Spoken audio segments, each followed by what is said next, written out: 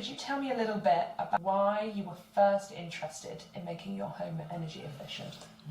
2010, I was getting much more aware of it and sort of alarmed by it, actually.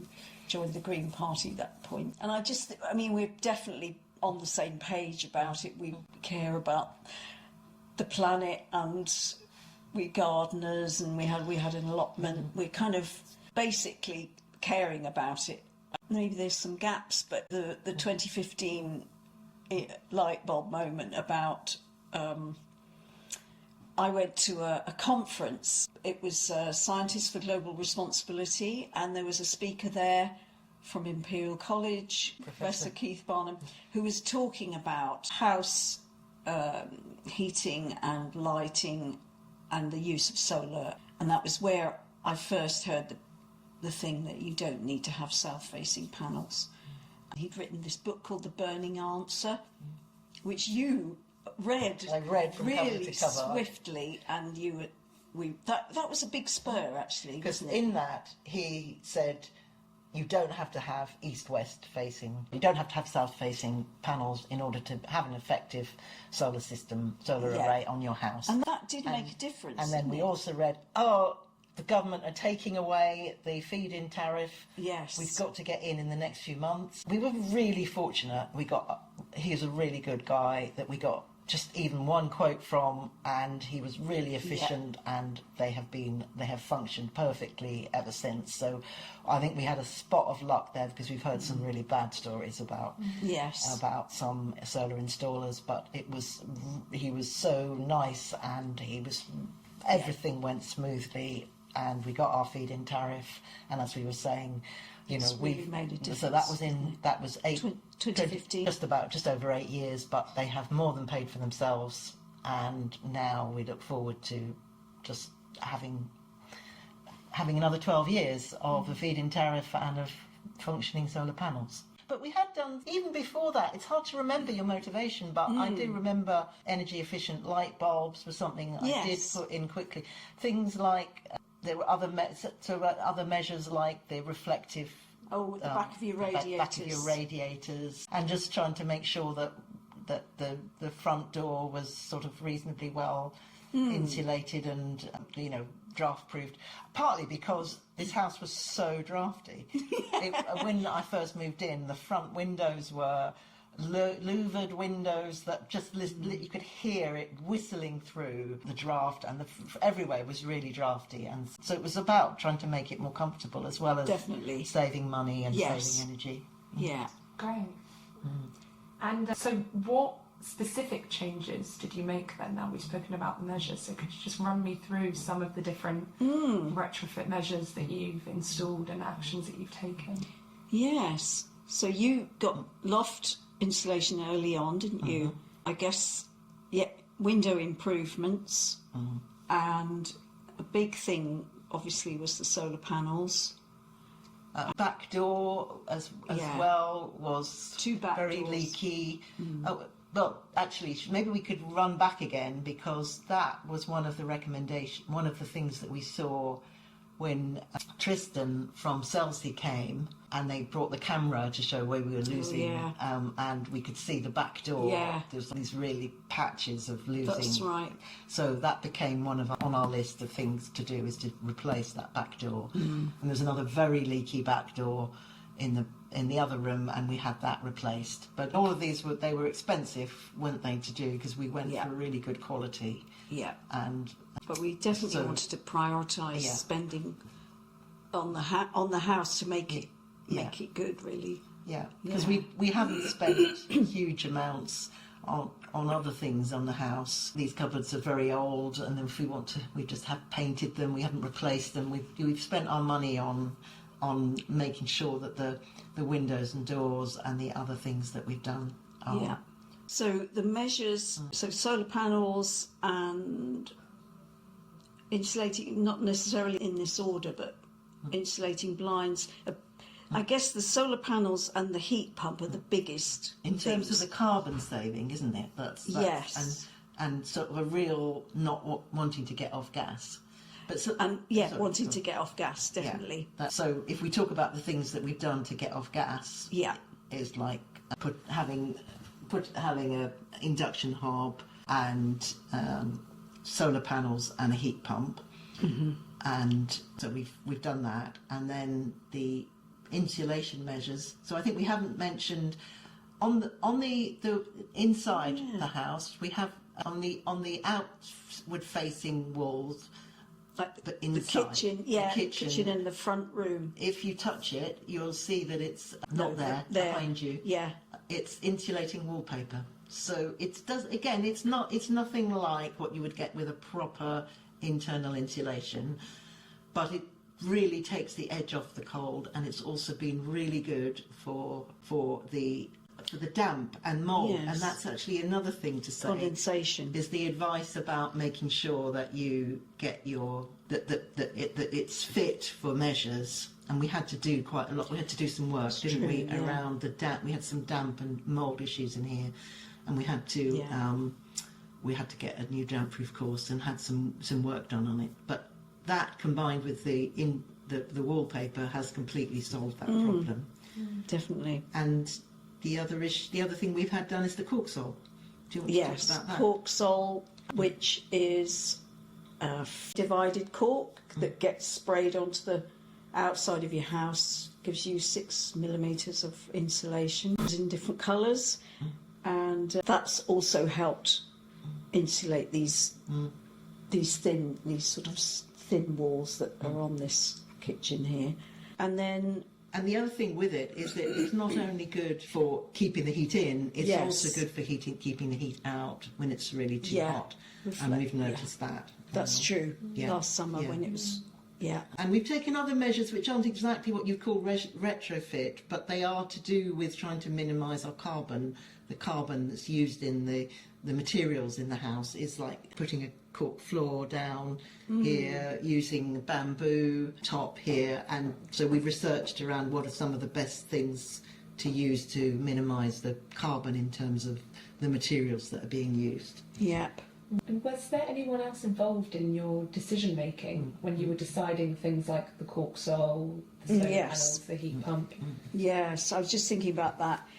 We another very helpful and lucky thing was that our neighbour's son he works for a renewable energy firm, and he came and did the assessment, really the heat pump for us, and we hadn't heard of cork sole until he mentioned that as an option, and it seemed very attractive. So, and we got the figures, didn't we, about what the difference might be between cork sole, not having any or a full external wall insulation, and we just decided that probably that would be that the cork sole would fit our price, would be less disruptive, and would help with the efficiency of the heat pump, and in just the way that we wanted. So that's why we decided to go for that. Yeah, I was just thinking about the we did do some early days research about insulation, didn't we, and about contractors. Shall we go on when it's when she asked us about barriers? So, yes, or are we moving on? Yeah, good point. Yeah. Okay, so first we'll talk. So benefits now. So how has the household changed following these measures? So maybe because it's been a long journey for you, maybe if we focus on pre and post heat pump, might be a good place to condense that. How it's changed. Maybe that's the most sort of physically noticeable change. The heat pump now the whole house feels a good temperature, doesn't it? Previously, it was the kitchen was the warmest room in the house, but now it's a very comfortable kind of warm, dry heat, dry in a good way. Yeah, we're happy with it. So now we've come through a winter. We had it put in last July. It's worked really well, hasn't it? It's supposed to operate down to -20, amazingly. Though I would say that we did notice when it was exceptionally cold. Yeah. that it did struggle a bit to maintain the temperature. But not it, but it still kept the house warm. It did. Compared to how we used to have that. We never used to have the house really hot because we didn't want to use a lot of gas and also the cost of it. So it's been much more fine, comfortable, but hasn't yeah, it? it's much more comfortable throughout the whole house. We, sometimes, very occasionally, may need to supplement with a little bit of extra electric heating. Yeah. Especially if you've got guests around and you're kind of wanting to make it really comfortable. And because we're not great ones for having the house really, really hot or warm. No, and we put on more clothes than we want to have. So yeah. But in terms of the cost of it, it's been good, and because it's connected with the solar panels. Yeah. So how has that panned out in terms of? Well, it's probably costing us, I think, about the same as it did with the gas and the electricity together. So it's certainly no more expensive. It might be slightly less expensive. Mm. It's a bit hard to tell because energy prices have been going up and down, and it's sometimes we're not really nerdy about it in terms some people are. So, but it seems to be, certainly it's no more expensive. I think it's less. Yeah. And do you feel you're using all of the space more? You mentioned that previously the kitchen was the warmest room. Would you live more in a smaller area then than you do now? Do you use more of the space? I think we do use a bit more. Yes. It's definitely, there's a class I do every Wednesday morning on Zoom, and it's definitely much more comfortable there sitting for a couple of hours than it used to be. Oh yeah, for me too. When I do writing in we've got a study spare room, and I work in there, and it's a lot more comfortable in there. Yeah. It's just a change. It's a change, Yeah, you have to accept it's not exactly the same as gas. But I mean, something I read recently, or I was listening to a talk that said now that the emissions from polluting cars have been reduced so much that the main cause of air pollution in central London is actually from gas boilers, from gas that's not been properly burnt and is. So I just think I feel really pleased that we are not contributing to that, and I suspect, though we haven't measured it, that the air quality in our house is much better than it used to be. Yes. So I think that's another advantage. Yes. And there was a point where we were on the brink, way back, of thinking, shall we get a wood burner and air quality. Yeah, we're so glad we didn't. So glad we didn't. Yeah. Yeah. Cool. Great. Thank you, guys. Did you have a whole house plan? Yeah, it was pretty basic. If we had one done now, it probably would be maybe a bit comprehensive. Okay. But that was the first time. Okay. Could you talk a little bit about the advice that was given through that service and how it impacted your decision making and your next steps? Yeah, so the key recommendations were to carry on with the improvements on our windows and doors, which we'd already started to do. He said that the loft insulation was fine. We had a discussion about underfloor insulation, and we investigated. So he talked about this company that comes and does underfloor spray, a little robot. So we did investigate. They came to do it, but when they did the assessment, they said actually there's not enough room under the floor to do it. But to be honest, I'm not that regretful that we didn't have it done, because it is.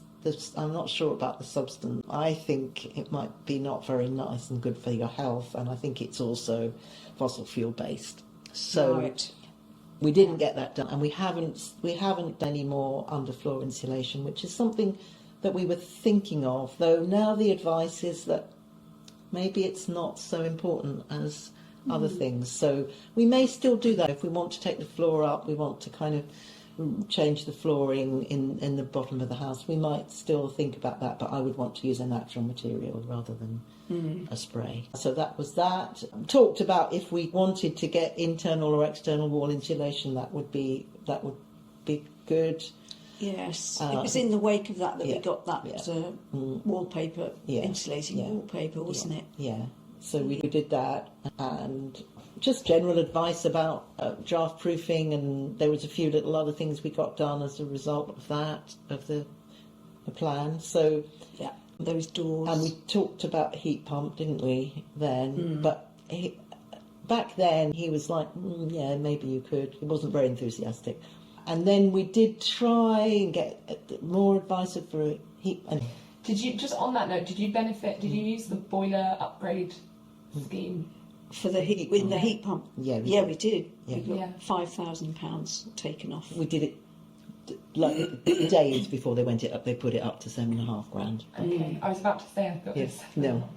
no, that was a bit annoying. And Yeah. the company that we used, they do all the admin for that, so we didn't have to Yeah. barely do anything to get that grant.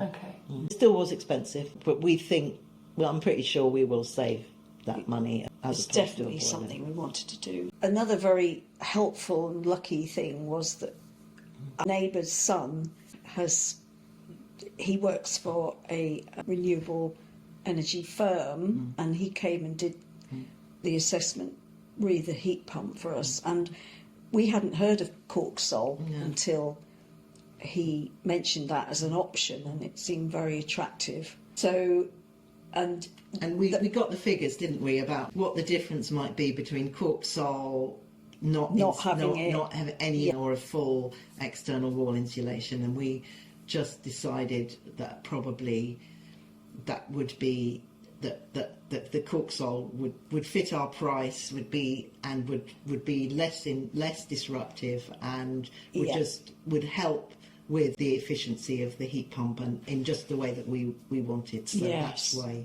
we decided to go for that. Yeah, I was just thinking about the we did do some early days research about insulation, didn't we, and about contractors. Shall we go on when it's barrier, when she asked us about barriers? So Yes, or are yeah. we moving on? Yeah, good point. Yeah. Yeah. Okay, so first we'll talk, so benefits now. So how has the household changed following these measures? So maybe if we, because it's been a long journey for you, maybe if we focus on pre and post heat pump, might be a good place to condense that, how it's changed. Maybe that's the most sort of physically noticeable change. The heat pump now the whole house feels a good temperature, doesn't it? And you've mentioned also different types of technologies, and I'm wondering if a barrier you faced at all was an overwhelming amount of information of different, and how or where you looked to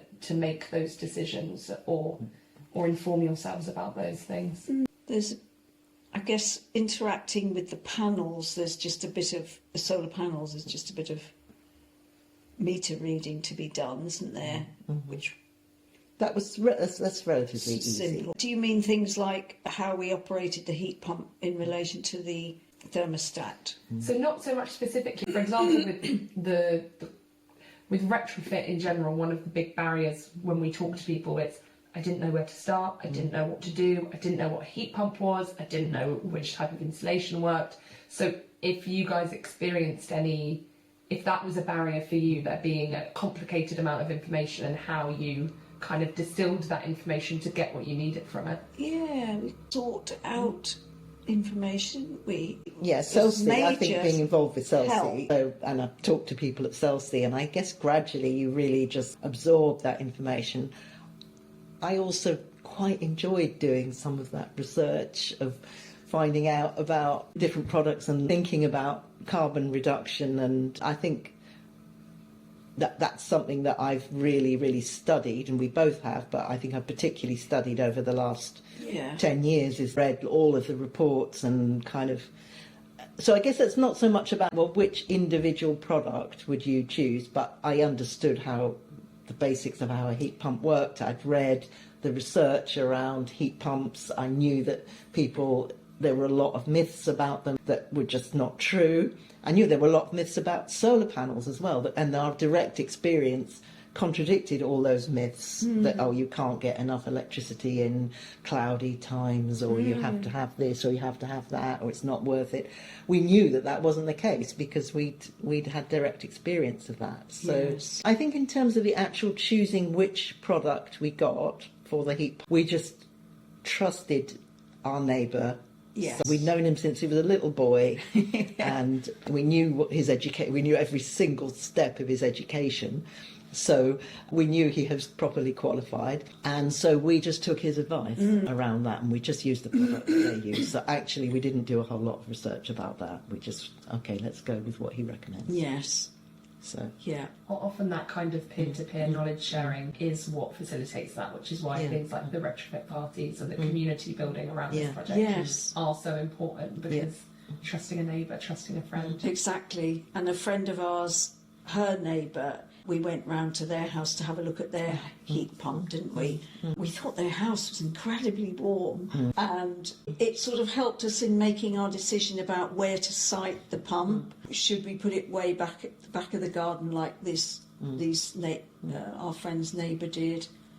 So that all played into it as well. yeah, no, I think you're right. The community aspect is really important. We also went to some open houses, haven't we? Where Yes. people have been retrofitting their houses, and Yes. also Chelsea videos. Yeah, we the, went to webinars. those and webinars. The webinars, yes. That was really helpful. That was really, yes. So we've forgotten about that. Yeah, those were really yeah. helpful. Yeah. Yeah. And so they've just gradually, I think you do just start to learn. Put it all together. But the technical thing of we had a terrible problem, didn't we? Trying to work out how to program the heat. But we were exactly the same with the boiler. We're exactly the same with. Which is very manual.